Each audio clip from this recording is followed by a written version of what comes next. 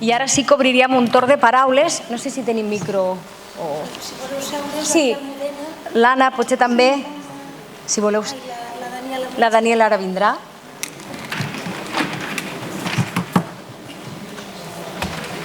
Per si voleu fer algun tipus d'intervenció, obrir algun tipus de debat.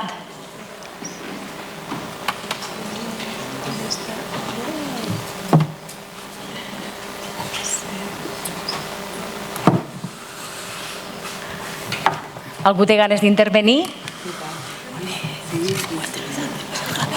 Sí.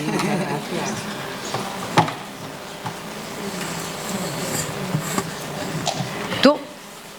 No. Algú que vulgui trencar el gel? D'acord. Hola. 700, sí. Hola, ara.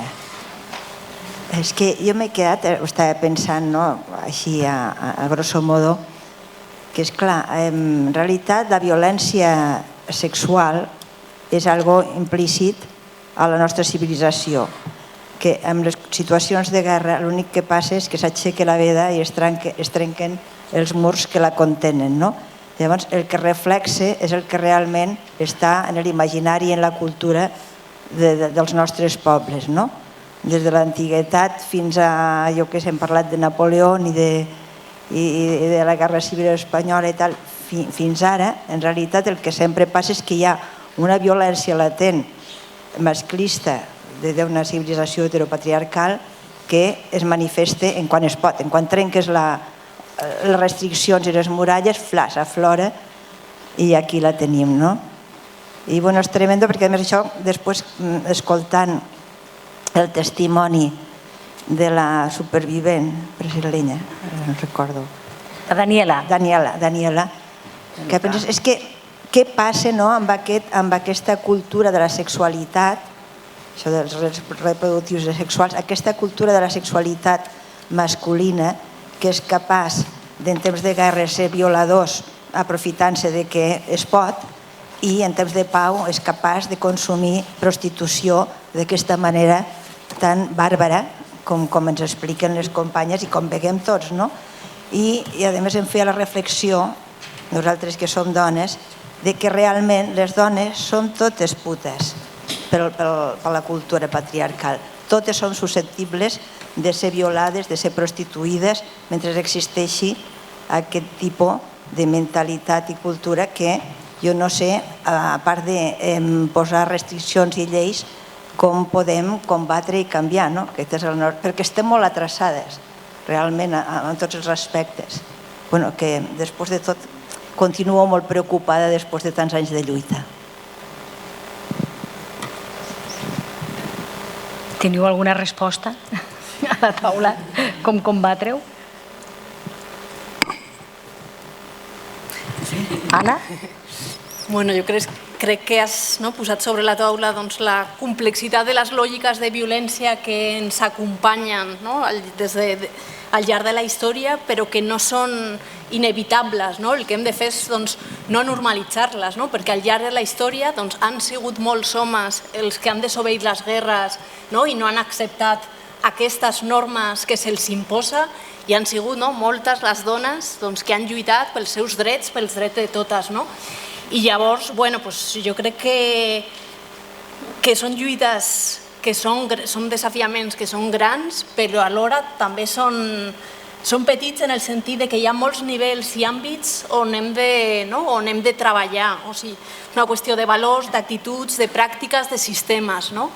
I llavors hem d'aconseguir caminar sense que aquesta complexitat ens paralitzi, sense acceptar aquestes narratives del terror sexual, que sembla que si no només hauríem de quedar-nos dins del llit i no podríem fer res, i hem de construir, com deies, també camins que siguin des del plaer, des de l'alegria, com deia també com es deia a Colòmbia la campanya, volem també vides alegres, i això ho hem de fer plegats, i penso que ahir també els joves heu de ser part d'aquesta lluita, que és una lluita de tots i de totes, i construir, posar al centre el consentiment, l'autonomia sexual, els drets, i pensar també en què passa aquí, quins tipus de polítiques exteriors estan fent els governs als nostres estats, a la Unió Europea, i alhora què fem als nostres barris, com ens relacionem quan sortim a la nit, i tenir en compte una mirada integral on es creua. La cultura, la lluita feminista, la lluita per la pau i la no violència, són moltes les lluites que es creuen i jo crec que ahir hi ha camins que ens precedeixen i camins que hem de continuar caminant i que no ens paralitzin, sobretot. Sí, bueno, yo comparto todo lo que has dicho.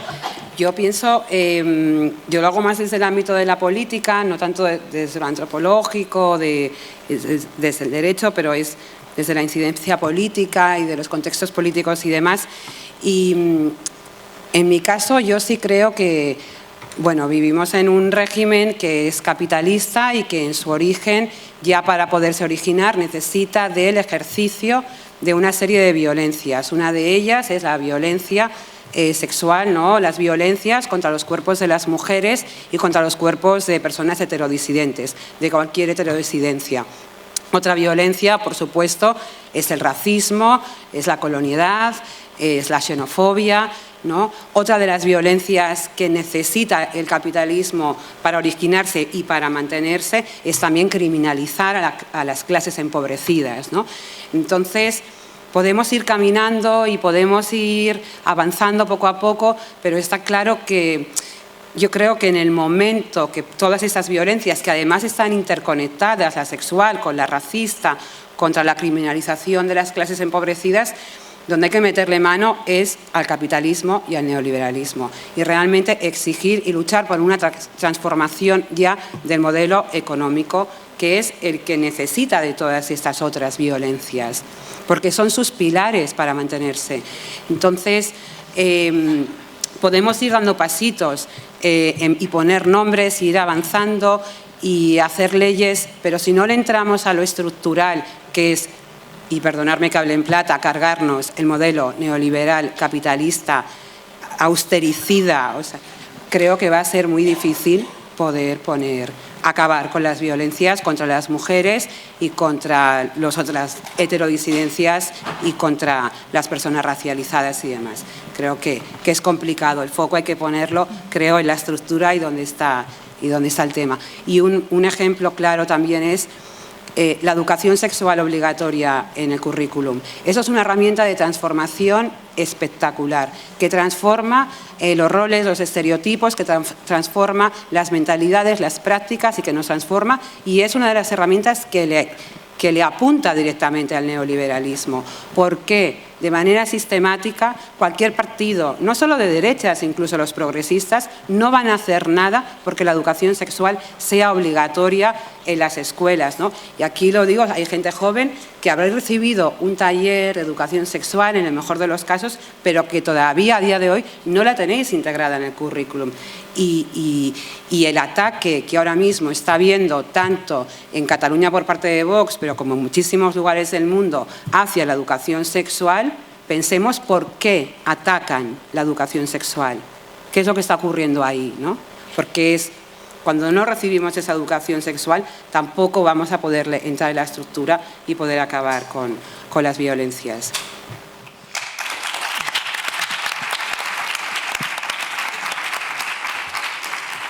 Algú més té una pregunta més? Algú té ganes d'intervenir?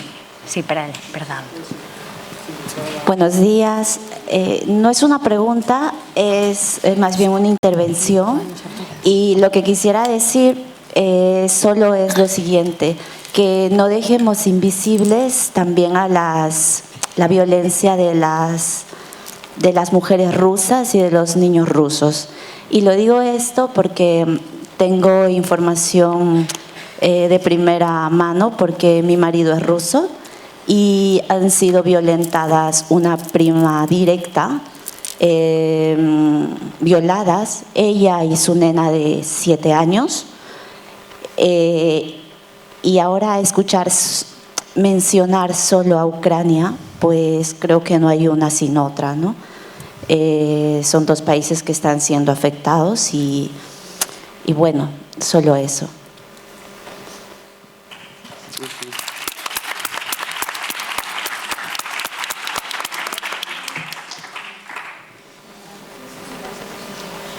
Aquí.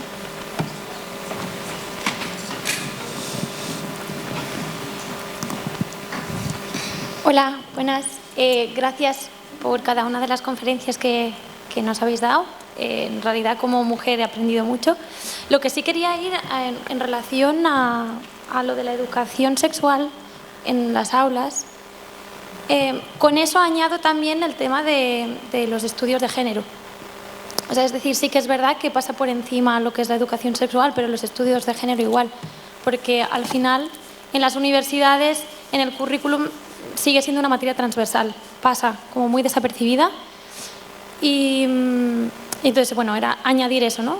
Justamente que yo, por ejemplo, en mi caso, cuando vinieron en secundaria a darnos el curso, bueno, no era un curso en realidad, era como, vienen, te dan la charla sobre educación sexual, que esa charla solamente está dedicada, no sé ahora, porque yo ahora tengo 28 años, entonces no sé ahora cómo está, pero en su momento sí que es verdad que eras solamente para el hombre, ¿no? Es decir, cómo ponemos el preservativo, pero nosotras, ¿verdad? Es como, quedamos como bastante excluidas de esa explicación. Y tú con, yo qué sé, pues con 15 años te vas pensando, ah, vale, bien.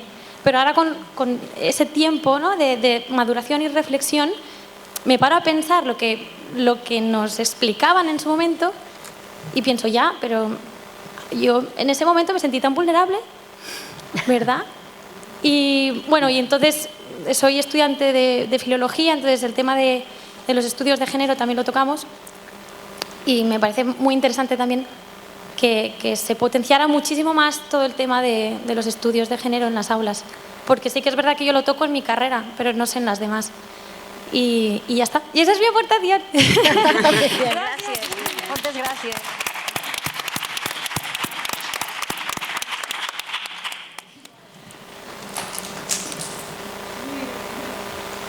Algú més vol intervenir? Per aquí.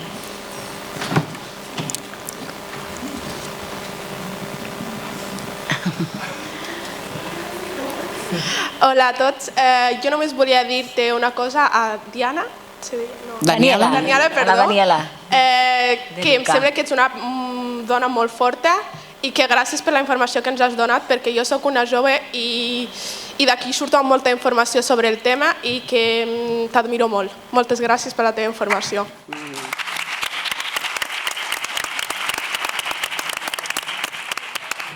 Entendí la mitad, pero os doy las gracias a todos vosotros. Parece que no, pero es importantísimo tener muchísimos jóvenes aquí, porque es aquí que empieza la sensibilización. Muchísimas gracias.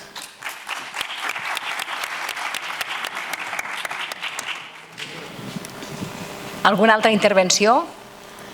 Doncs jo crec que ens podem sumar, no?, a les paraules d'aquesta jove. Molta admiració per totes les dones que avui han estat aquí fent, oferint-nos la vostra saviesa en totes aquestes ponències. Gràcies a totes quatre.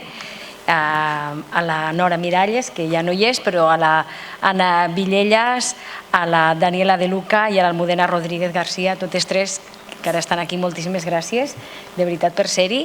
I a vosaltres, moltes gràcies també per acompanyar-nos en aquest 11è memorial Hortènsia Alonso sobre les violències masclistes en contextos bèl·lics. Gràcies, com dèiem, a totes les ponents, a les autoritats, a vosaltres per ser-hi, i també us convidem a assistir a l'acte institucional de rebuig a totes les violències masclistes contra les dones, que tindrà lloc el proper divendres, dia 25, a les 12 del migdia, a la plaça de la Paeria. Moltes gràcies i fins l'any vinent.